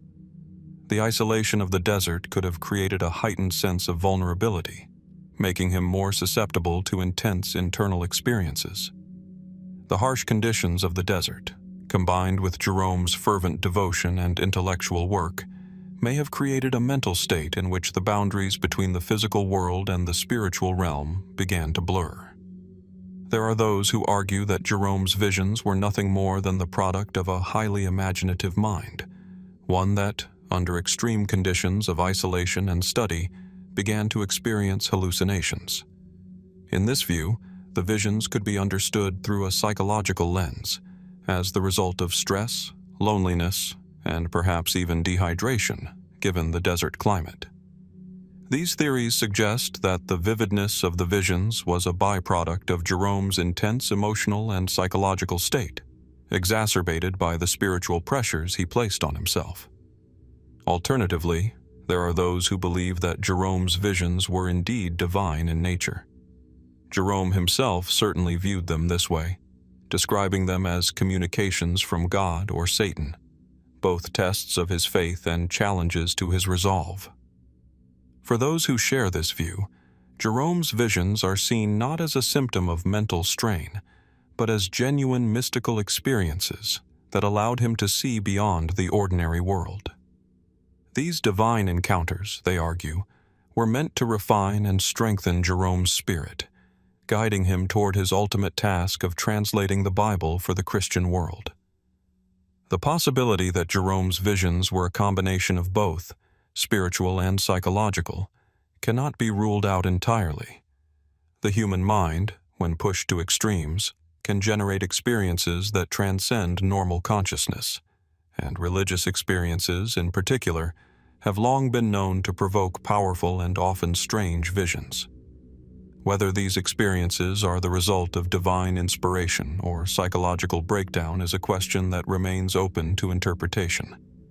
Jerome's visions, with their strange and unsettling nature, have left a lasting impact on the Christian world. His writings, which detail these experiences, have been preserved for centuries and continue to intrigue scholars, theologians, and historians. Yet, despite the wealth of information available about his life and work, the exact nature of his visions remains an enduring mystery. For many, Jerome's visions are simply another chapter in the long history of religious mysticism, where the boundaries of the human mind and the divine realm seem to collapse into one. For others, they represent something more elusive, an experience that defies explanation, a moment of profound spiritual insight that can never be fully understood through the lens of reason. As we ponder the strange visions of St. Jerome, we are reminded that history is not always a simple matter of facts and dates. Some mysteries, like Jerome's visions, persist precisely because they do not fit neatly into any category. Were they the result of psychological strain, divine revelation, or a combination of both? Perhaps, in the end, the true nature of Jerome's experiences lies beyond our understanding. What we are left with is the question: what did Jerome truly see in the desert? And what do his visions tell us about the limits of the human mind and the nature of the divine? As we move forward in our exploration of the unexplained, the mystery of St. Jerome's strange visions remains one of the most haunting and enigmatic stories of the ancient world, an experience that, even now, continues to provoke thought, reflection, and wonder. St. Jerome, a pivotal figure in early Christianity, is best known for his scholarly work, especially his translation of the Bible into Latin, the Vulgate. However, it is his time spent in the deserts of Palestine, where he experienced strange and vivid visions, that continues to captivate historians and scholars alike. Jerome's retreat to the wilderness was a deliberate decision to escape worldly distractions and dedicate himself to prayer, study, and contemplation. While in the solitude of the desert, these unsettling visions began, blending the lines between the physical world and the supernatural. What makes these visions intriguing is not only their vividness, but their psychological intensity and their lasting impact on Jerome's life and legacy. Jerome's time in the desert was marked by intense scholarly work, especially his translation of the Bible, but it was also when he began to experience deeply disturbing visions. One of the most famous occurred when he reportedly saw a monstrous hybrid figure of Satan who taunted him for his religious work. Despite the terrifying nature of these visions, Jerome interpreted them as tests of his spiritual resolve, believing that they were challenges to his faith. This was not a mere psychological experience. He felt the presence of these figures, making his encounters seem more real and tangible than mere dreams. These visions cast a shadow over his otherwise remarkable intellectual achievements, adding a layer of mystery to his spiritual journey. The nature of Jerome's visions has sparked considerable debate among scholars. Some view them as the product of psychological strain. The isolation of the desert, combined with Jerome's intense study and spiritual fervor, could have led to hallucinations induced by stress, dehydration, or even mental exhaustion. The desert environment was harsh, and the pressure of Jerome's spiritual and intellectual pursuits could have contributed to his experiences. Others, however, argue that these visions were divine in nature, with Jerome himself perceiving them as messages from God or Satan. This interpretation suggests that his experiences were mystical revelations that transcended ordinary human perception, guiding him in his work. Despite the varying interpretations, the visions of Saint Jerome remain one of the most enigmatic aspects of his life. Were they a psychological byproduct of his extreme isolation and emotional strain? Or were they authentic divine experiences meant to shape his spiritual path? The exact nature of these visions is difficult to pinpoint, and it is possible that they were a combination of both psychological and spiritual phenomena. Jerome's writings on these experiences, though rooted in Christian symbolism, do not fit neatly into the conventional categories of religious visions or psychological disorders. Jerome's strange visions continue to be a subject of intrigue, raising questions not just about the nature of mystical experiences, but about the boundaries between the human mind and the divine. His legacy, intertwined with both his scholarly achievements and his unsettling experiences in the desert, leaves us with a profound mystery. What did Jerome truly experience, and what do these visions reveal about the limits of human understanding? This question remains unanswered, but it serves as a haunting reminder of the complexities of faith, the human psyche, and the elusive nature of spiritual encounters. In the heart of modern-day Hungary, just beyond the bustling city of Budapest, the ruins of an ancient Roman city lie quietly beneath the soil. Aquincum, once a thriving urban center at the crossroads of the Roman Empire, now exists only in fragments, its grand structures reduced to remnants, its streets long forgotten. Yet, despite the wealth of archaeological finds and historical records that speak of its past, the question remains: what happened to Aquincum? In its heyday, Aquincum was a jewel of the Roman Empire. A military stronghold, a cultural hub, and an important center of commerce, it was strategically positioned along the Danube River, facilitating trade between the empire's northern and southern territories. It boasted impressive public baths, theaters, and temples, as well as an advanced system of aqueducts that provided the city with fresh water, a testament to the engineering prowess of the Romans. Today, however, the site remains a mystery. While archaeologists have uncovered much of Aquincum's once proud infrastructure, there is still no definitive explanation for the city's sudden and inexplicable decline. The historical records are sparse, and the available archaeological evidence leaves more questions than answers. What caused the once thriving city to fade into obscurity? Was it a sudden catastrophe, or a gradual decline? And what can we learn from the fate of Aquincum about the vulnerabilities of even the most powerful empires? To understand the mystery of Aquincum's disappearance, we must first look at the city's rise. The city was founded in the 1st century AD, during the reign of Emperor Augustus, as a military settlement on the banks of the Danube. Aquincum's location was strategic. It lay on the river's northern bend, a natural route for trade and military movement. The Romans established a fortified camp, or castrum, here, as part of their efforts to secure the Danube frontier. Over time, this military outpost expanded into a bustling civilian city. Aquincum became one of the most important cities in the Roman province of Pannonia, which encompassed parts of modern-day Hungary, Croatia, and Austria. As the city grew, it developed into a vibrant cultural and commercial center. It was home to a significant population of Roman soldiers, merchants, artisans, and civilians. The city was laid out in the traditional Roman style, with a grid of streets intersecting at right angles, and grand public spaces such as a forum, a basilica, and temples dedicated to the Roman gods. In the 2nd century AD, during the height of the Roman Empire's power, Aquincum flourished.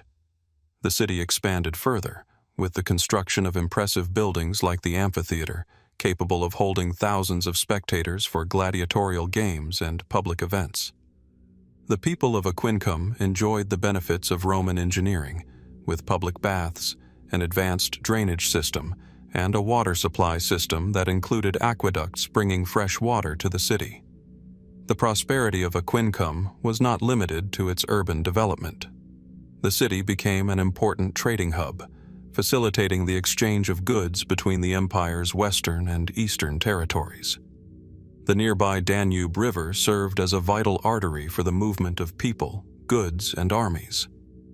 As a result, Aquincum became not only a center of military activity, but also a vital part of the economic network that connected the empire.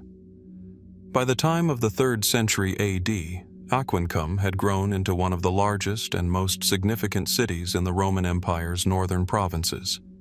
The city's wealth and strategic importance seemed secure. Yet, even at the height of its prosperity, there were signs of impending change. By the late 3rd century AD, however, Aquincum began to decline. Archaeological evidence suggests that the city experienced a gradual deterioration during this period. The once thriving marketplaces and public spaces began to show signs of neglect, and many of the grand buildings that had defined the city began to fall into disrepair.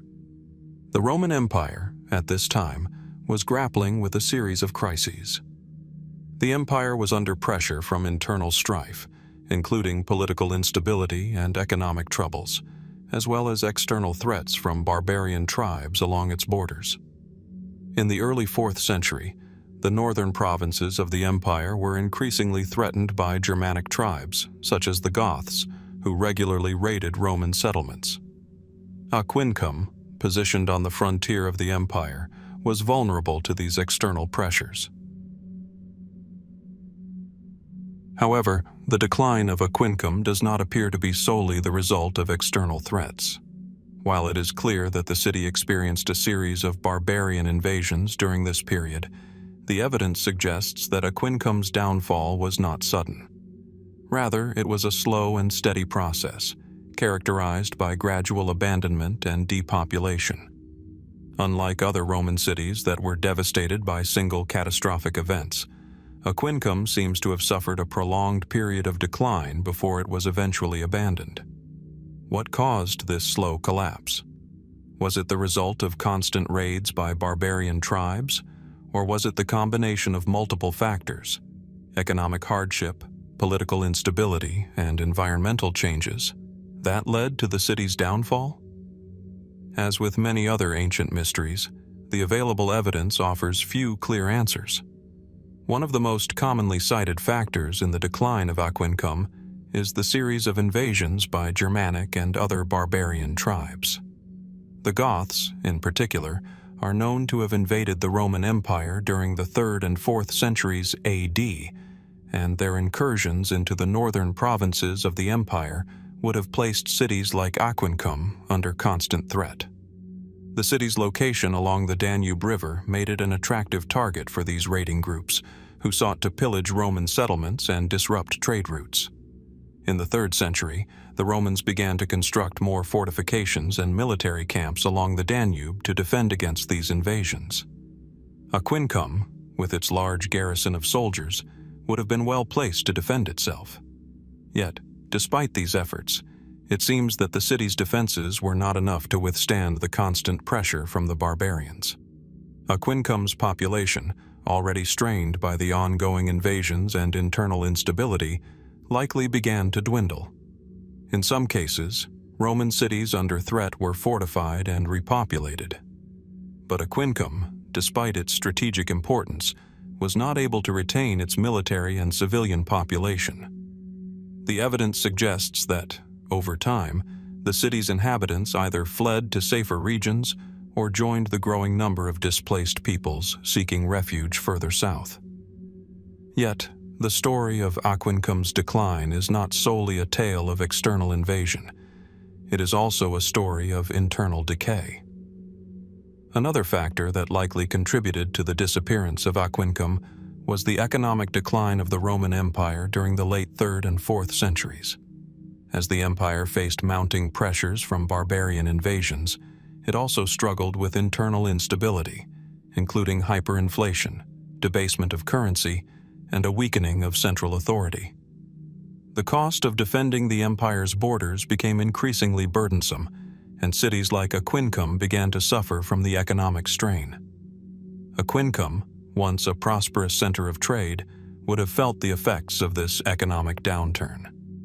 The roads leading into the city were no longer as safe as they once had been, and the disruption of trade routes would have had a devastating effect on the city's economy. Merchants and artisans, unable to sustain their businesses, likely left the city in search of more stable opportunities elsewhere. At the same time, the political fragmentation of the Roman Empire contributed to the breakdown of local administration. In the absence of a strong central government, Roman cities like Aquincum struggled to maintain the infrastructure that had once made them thriving urban centers. The city's public works, including its baths, aqueducts, and temples, began to fall into disrepair, signaling a gradual abandonment of civic life.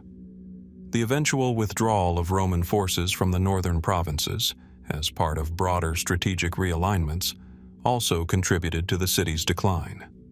As Aquincum lost its military and administrative significance, its role in the larger Roman network diminished, and its population gradually dispersed. Today, the ruins of Aquincum remain an evocative reminder of a once thriving Roman city. The city's amphitheater, its remnants of public baths, and its intricate mosaic floors all speak to a time when Aquincum was a center of Roman life and culture.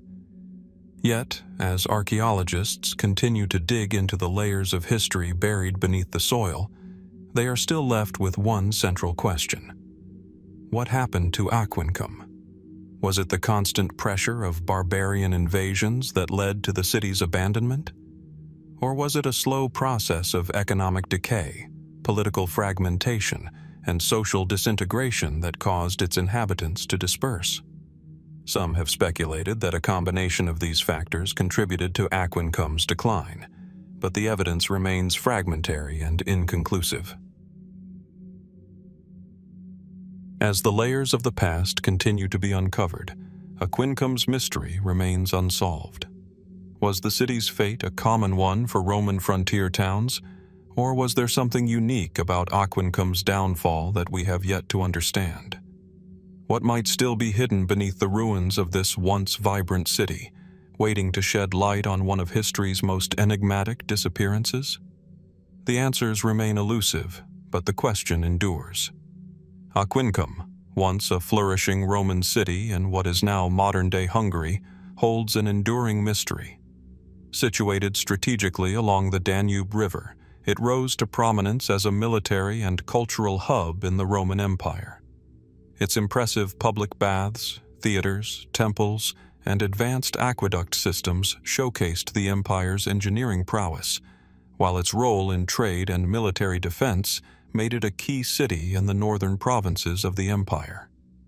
However, despite its prosperity, Aquincum's decline and eventual disappearance remain shrouded in mystery.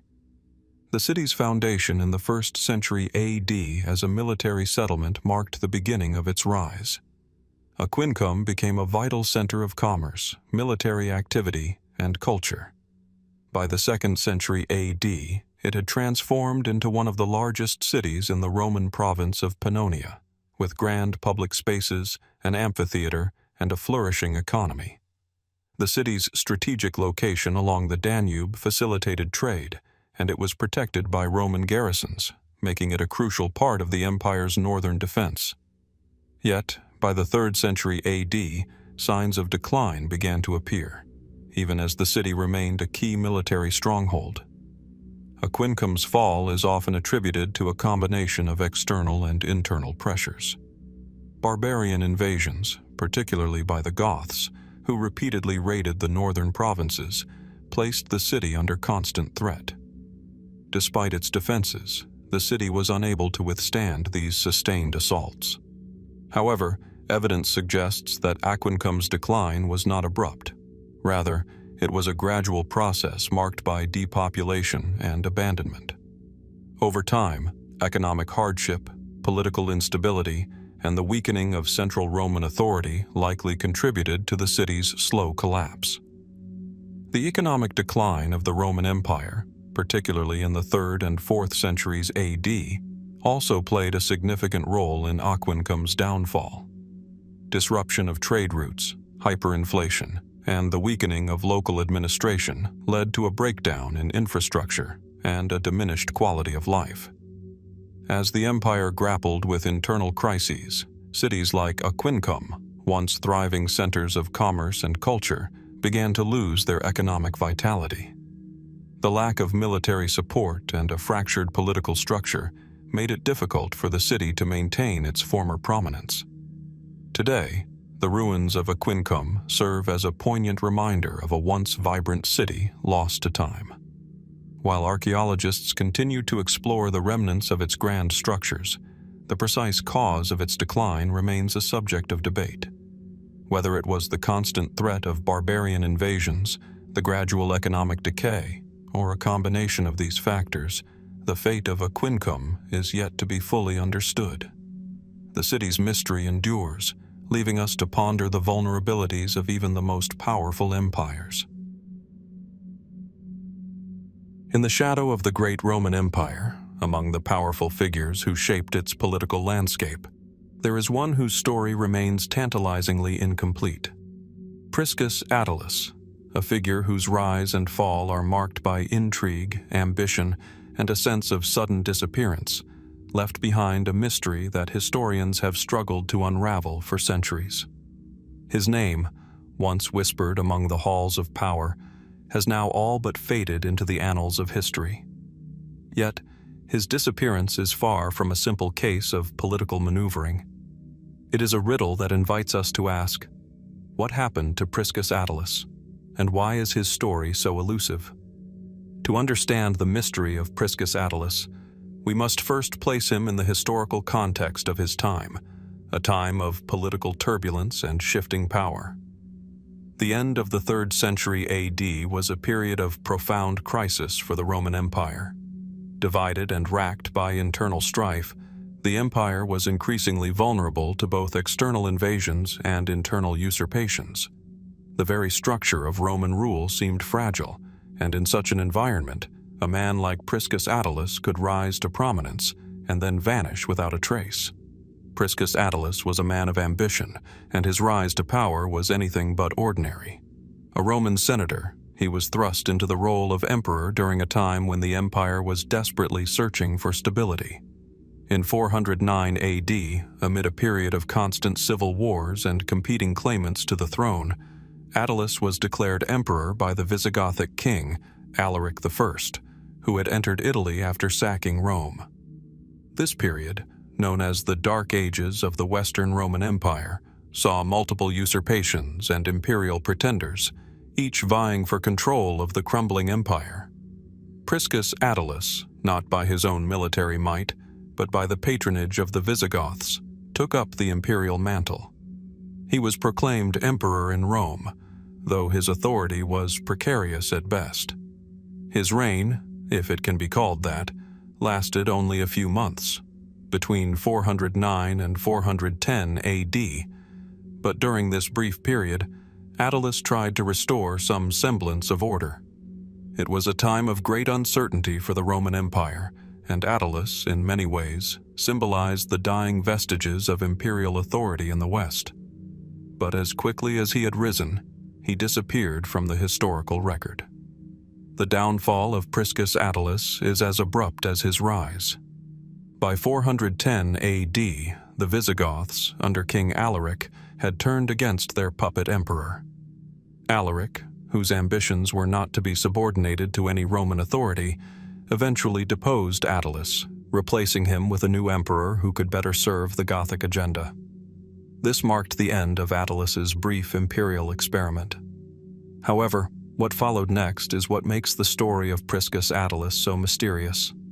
After being deposed, Attalus was not executed, though many other emperors had met their end in such a fashion, but was instead sent into exile. The historical sources suggest that he was given a comfortable life in exile, but there is very little known about his fate after this point. The last record of Attalus appears to be his final deposition, and after that, he vanishes entirely from the historical sources. What happened to Priscus Attalus after his exile? Did he live out his days quietly, far from the intrigue of imperial politics, or was there something darker at play? Some historical accounts suggest that he may have been left to die in obscurity, far from the imperial court. Others speculate that he may have met a more violent end, possibly at the hands of those who feared his potential return to power. There are several theories about what might have happened to Priscus Attalus after his disappearance from the historical record, but none of them are definitive. The first and most widely accepted explanation is that Attalus simply faded from view, consigned to the obscurity of exile. His brief reign was nothing more than a blip in the tumultuous history of the late Roman Empire, and after being deposed by Alaric, he was quietly forgotten. In this view, Attalus was allowed to live out his life in peace, far from the intrigues of the empire that had once crowned him emperor. However, the mystery deepens when we consider the possibility that Attalus did not fade quietly into the background. Some historians have speculated that his exile may not have been as peaceful as it seemed. Given the volatile nature of Roman politics and the animosities that arose during this period, it is conceivable that Priscus Attalus was eliminated by those who feared his potential to rally support and challenge the throne once again. Though no evidence exists to support such a claim, it is a plausible theory in a time when power struggles and the fear of imperial pretenders were commonplace. Another intriguing theory comes from the belief that Attalus may have attempted to regain power or even staged a comeback, only to meet a tragic end. There are whispers in some sources of a mysterious figure who might have been Priscus Attalus in later years. This figure, who appeared in various places around the Mediterranean, was said to be trying to rally support for a second attempt at the imperial throne. Yet, no concrete evidence of this exists, and it is possible that these accounts are simply the result of confusion or the projection of later political fantasies.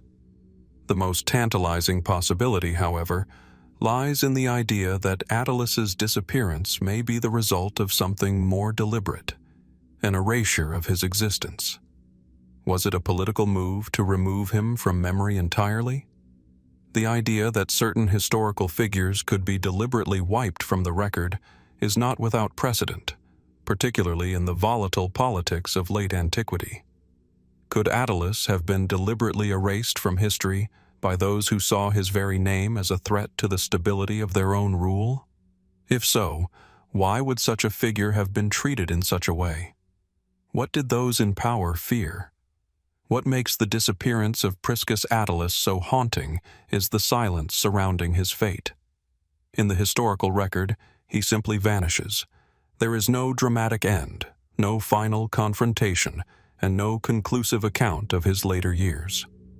It is as if, in the larger narrative of the Western Roman Empire's decline, his existence was deemed unnecessary and was erased. This absence from the historical record is what makes the mystery of Priscus Attalus so compelling. We know that he was once a man of power, someone who briefly held the title of emperor, yet his legacy is almost entirely lost to time. The very lack of information surrounding his fate is what draws us into this story. An emperor who, for all his brief and ignoble rule, has been lost to history in a way that many others have not. The disappearance of Priscus Attalus raises questions not only about his own fate, but also about the fragility of historical memory. In an era where emperors were often overthrown, imprisoned, or assassinated, it is easy to see how figures like Attalus might have been swept under the rug, their stories suppressed in favor of more enduring legacies.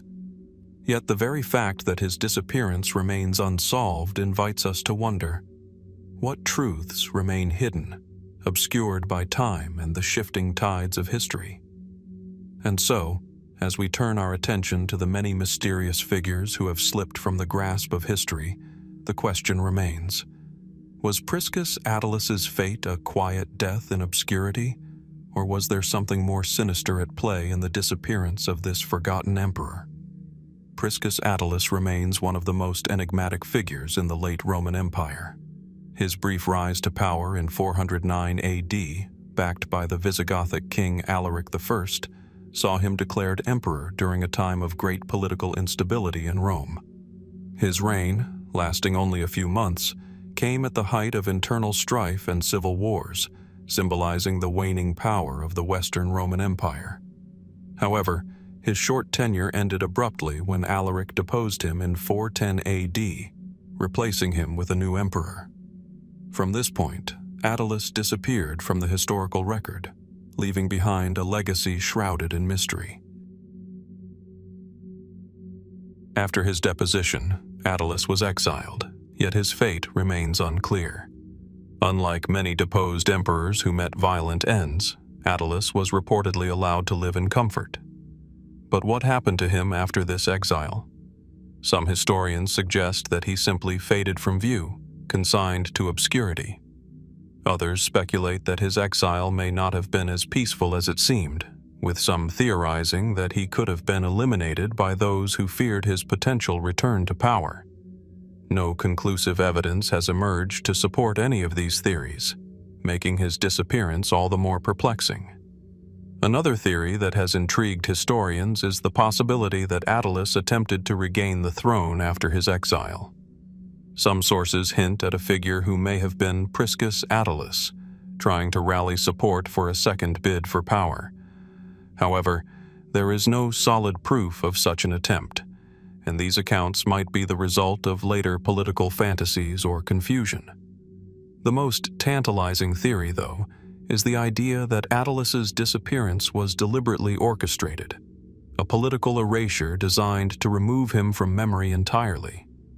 Could his name have been deliberately erased from history to secure the stability of those in power at the time?